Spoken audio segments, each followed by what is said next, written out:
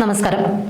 ഉമ്മൻചാണ്ടി എന്ന ജനപ്രിയ നേതാവ് ഓർമ്മയായിട്ട് ഒരു വർഷം പിന്നിടുന്നു. അദ്ദേഹത്തിന്റെ മഹത്വം ഇപ്പോഴും ഓരോ നിമിഷം തോറും ജനങ്ങൾ തിരിച്ചറിഞ്ഞുകൊണ്ടേയിരിക്കുകയാണ്.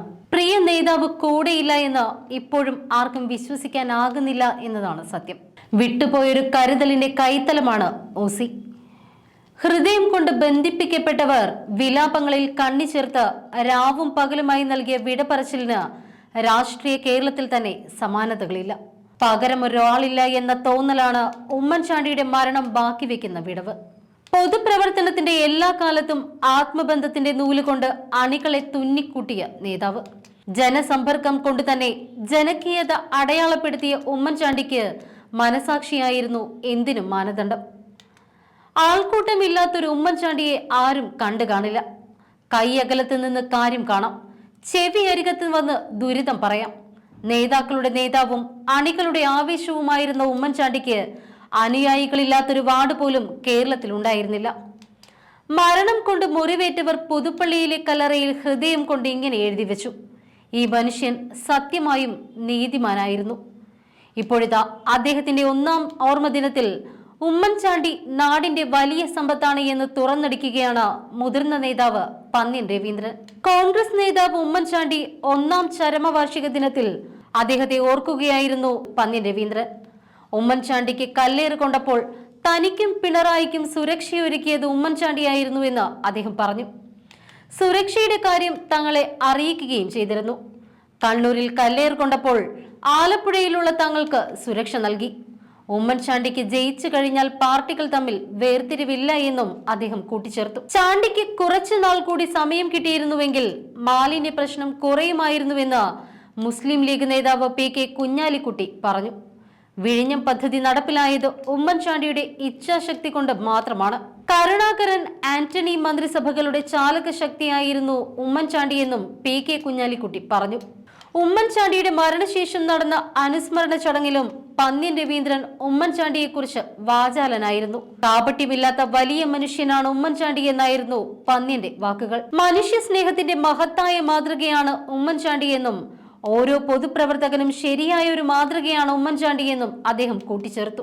പൊതുവിൽ പറഞ്ഞാൽ കാപട്യമില്ലാത്ത ഒരു രാഷ്ട്രീയക്കാരൻ, അതാണ് ഉമ്മൻചാണ്ടി. അദ്ദേഹം കാപട്യമില്ല, എല്ലാവരെയും ഒരുപോലെ കാണുന്നു. എനിക്കൊരുപാട് അനുഭവമുണ്ട് പല വിഷയങ്ങളിലും. ചില കേസുകളിൽ നമ്മൾ പലപ്പോഴും ധരിക്കും സാങ്കേതികമായി നടക്കാത്ത കാര്യമാണല്ലോ. സാങ്കേതികത്വം ഒരു പ്രധാനപ്പെട്ട കടമ്പയായിരിക്കും. ഒരു ഉദാഹരണം ഞാൻ പറയാം.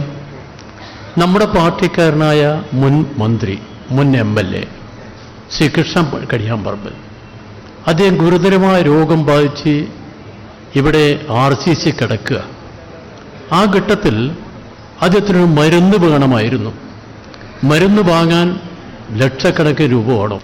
ഞങ്ങളുടെ പാർട്ടിയുടെ കയ്യിൽ കാശില്ല. വെളിയമ്പാർഗവനും ഞാനും മുഖത്തോട് മുഖം നോക്കി. നമ്മൾ രണ്ടുപേരും ആ സെൻറ്ററിലുള്ളത്. അപ്പോൾ ഞാൻ അവസാനം ആശ്രയം കണ്ടത് ഉമ്മൻചാണ്ടിയാണ്.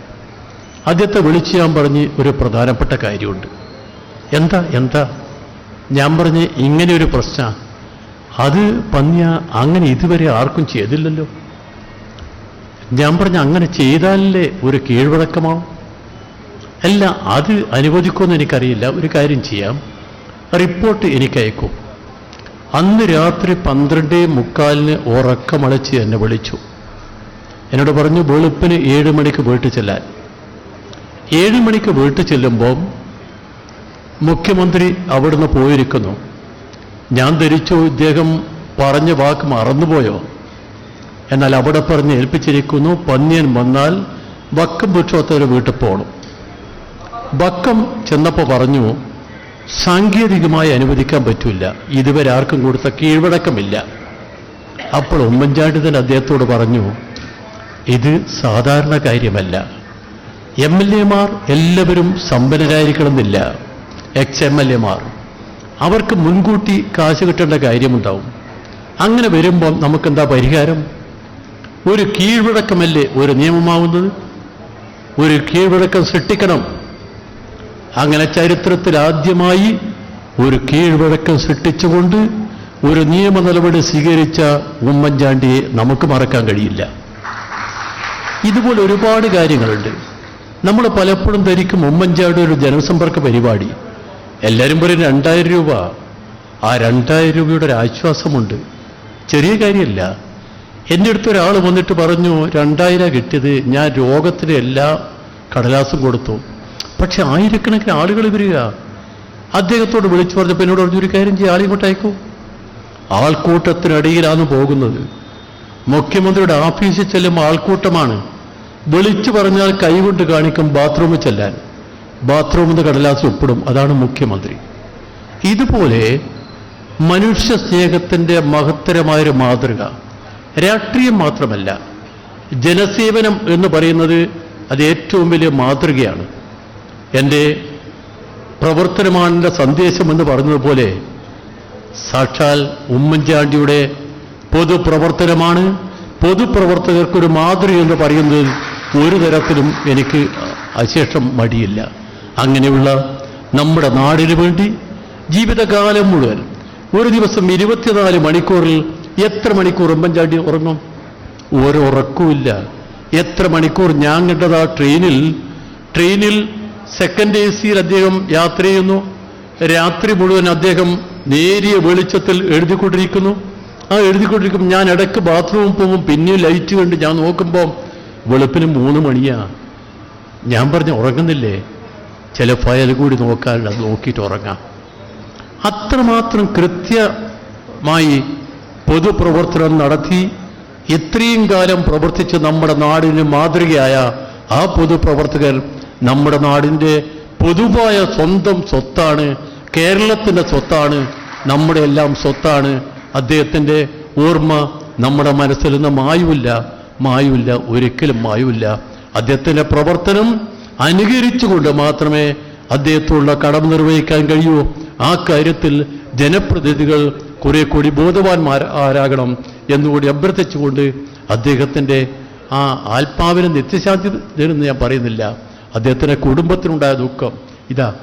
അദ്ദേഹത്തിൻ്റെ മകൻ, ഏത് കാര്യത്തിനും കൂടിയുള്ള മകൻ, എല്ലാ കാര്യത്തിലും നമുക്ക് ആ കുടുംബത്തെ ഒരിക്കലും വിസ്മരിക്കാൻ കഴിയില്ല. ആ കുടുംബത്തിനെ നമുക്ക് ചേർത്ത് പിടിച്ചുകൊണ്ട് കേരളത്തിലെ എല്ലാ മനുഷ്യരുടെയും മനസ്സിലുള്ള ദുഃഖം ഇവിടെ വെച്ച് നമുക്കൊന്നുകൂടി ആവർത്തിക്കാം എന്ന് മാത്രം പറഞ്ഞുകൊണ്ട് അദ്ദേഹത്തിൻ്റെ പാർട്ടിക്കും അദ്ദേഹത്തിൻ്റെ കുടുംബത്തിനും ഉണ്ടായ ഈ വിയോഗത്തിൽ, ഈ വേർപാടിൽ communist party of India CPI യുടെ പേരിൽ ഞാൻ ആദരാഞ്ജലി അർപ്പിക്കുന്നു. നിർത്തുന്നു.